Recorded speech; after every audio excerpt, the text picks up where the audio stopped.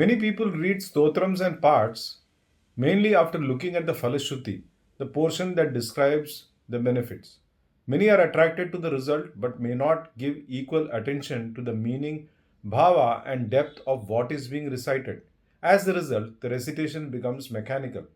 In most cases, one parrots the stotrams or has learnt it from their elders as a part of tradition. Today, stotrams are perceived as a problem solving fix and not a need of the soul. So, although the lips move, the count is completed and the text is finished. The heart remains unmoved, failing to absorb the import of the hymn. And when that happens, the stotram remains heavily veiled.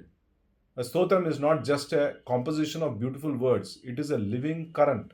It is non different from the deity it invokes. Therefore, it does not reveal itself merely because it has been pronounced. It reveals itself according to the eligibility and sincerity of the reciter.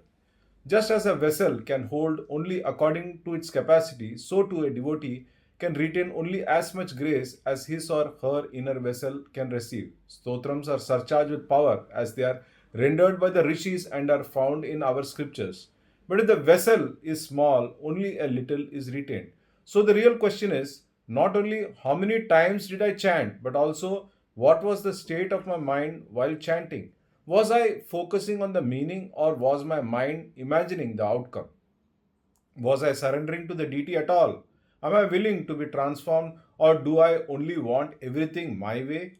The key to unlocking spiritual power is not sticking to the counts, rules, or rituals alone. The key is surrender. One should not make Phal Shruti the yardstick to select a particular stotram. Rather, one should select stotrams based on one's inner inclination and attraction to a deity. Every deity, every mantra, and every stotram is all powerful. For example, Goddess Lakshmi is the bestower of wealth. But does that mean that she is incapable of granting protection? No, not at all. She has many exquisite forms. As Veera, Gaja, and Vijayalakshmi, she embodies valor, signifying her power to grant all round protection. Therefore, any deity, when invoked with the right intent, is capable of granting everything that is needed for the devotee.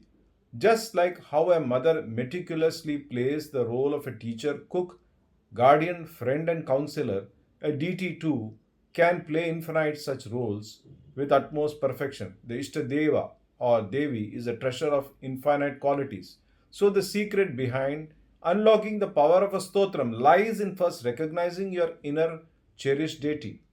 The selection of a stotram should not be prompted out of mere desire but from deep yearning to appease and behold the deity. Then one may ask, why there are so many stotrams? Well, it is because there are people of varied temperaments. Some are fascinated by brighter, while others by the darker forms of Bhagavan. Some behold the divine as mother, while certain others as their father. Many devotees share different rasas and bhavas with their cherished deities. Therefore, in essence, all deities are one and the same. One must develop unflinching love and faith in one's chosen form of deity and render stotram on his or her praise. The grace of the deity shall flow when the devotee becomes humble. Humility breaks the rigid inner walls created by the ego. It makes more room for grace to flow. It expands our capacity to receive and retain divine grace. Reciting stotrams is not about acquiring something new, but about removing that inner obstruction which has prevented grace from flowing freely. For example, if someone recites a stotram with the intention of attaining financial stability, the grace of that recitation may not always appear as a direct increase in wealth.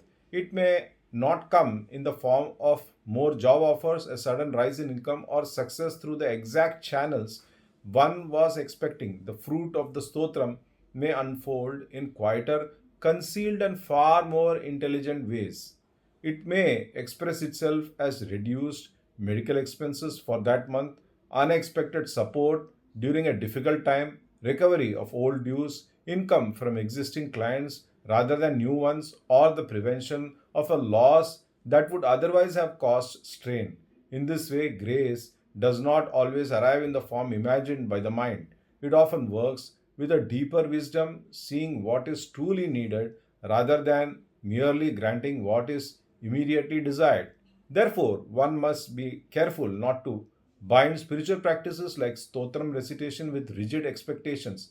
A Stotram should not be approached with a narrow demand upon Bhagavan. Rather, one should remain humble and observant so that one is able to witness how life has actually been transformed. Very often, grace has already entered, but because it did not appear the way we expected, we fail to notice it.